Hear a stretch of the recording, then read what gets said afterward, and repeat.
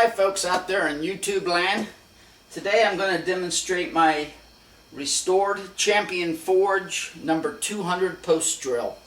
From the factory it weighed about 180 pounds. It could drill to the center of a circle that was 16 inches in diameter. The drill itself has a 4-inch run, and this drill features either an automatic feed or a manual feed, which is operated by the lever here. So I'm going to demonstrate both for you. Some of the features that this had from the factory. It was patented in 1904 and again in December of 1910, and for its year it was one of the more advanced machines. So let me set up some wood and we're going to get started with this. You know, one thing that these drills had was the chuck was a 1/2 inch bore and a set screw, and your drill bits would have a D shaped to them, and you'd slide it up and tighten it up, and that would hold your bit in. And what I did is I replaced, I purchased a Jacobs 33B. The shaft is a 1/2 inch round, and it's got a flat spot for the set screw to tighten it up. Pretty true when I put it together. If yours is a little out of round, you can use a piece of brass or a feeler gauge slipped up in the back to help center that chuck, so that all you have to do is use your key and replace your bits. So here we go.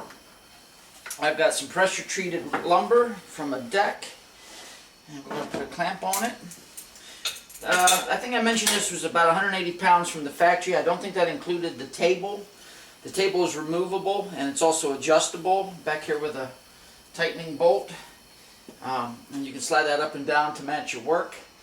And the other thing is that I'll show you a little bit later when we do the automatic feed is you can adjust the speed of the feed by how many teeth it grabs and pulls around. But for this demonstration, we're just going to use the old manual lever action here.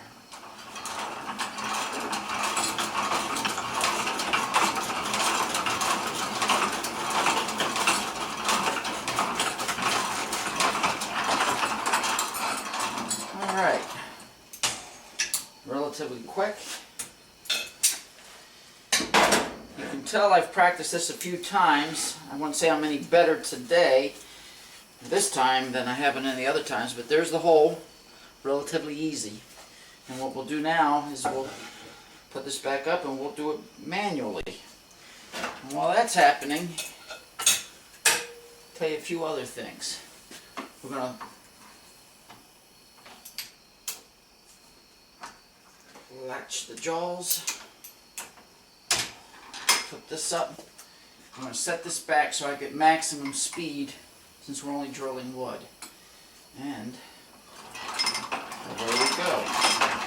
So let's make this a little easier, and let's set this down to my work. There we go. Now, I'm going to save some cranking.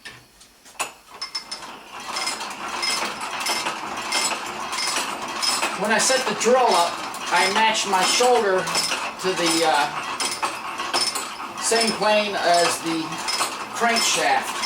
This way, the cranking motion stayed in my power zone.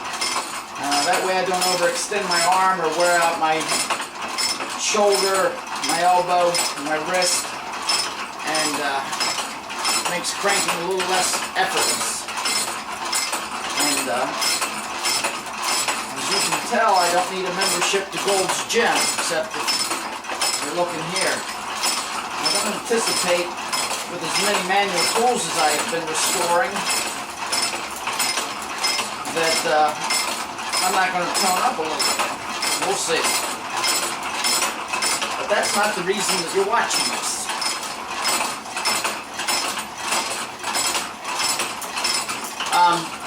If you want to restore a drill, you may want to check out my post on the Iron Forge Fire forum. I took pictures of the disassembling, the cleaning, and the refurbishing of the drill. I also posted the patent, the pictures of the patent on the bottom of the story, and you might find that interesting. Some of the things in restoring, which I put on the forum, is the feed mechanism has reverse threads with some of the bolts that hold the shafts together.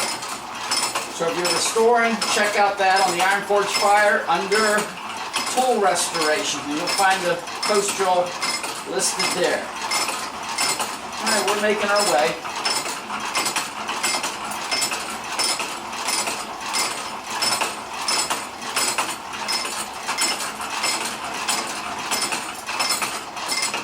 If this was a piece of metal, you would want the slow feed.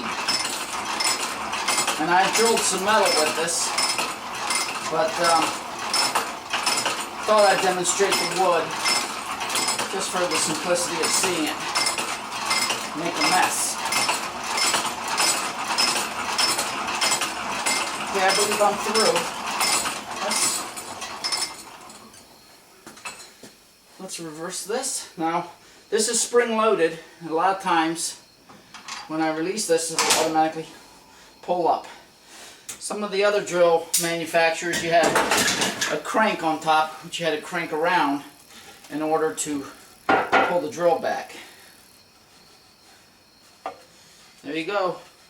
Nice bore. That's not a real sharp bit either, so not that would have made a difference in the auto feed, maybe just a little bit in the cranking. Anyways, I hope you enjoyed this. Check out the Iron Forge Fire forum. Put any comments you like there. Hope they're all nice. Alright, thanks folks. Bye.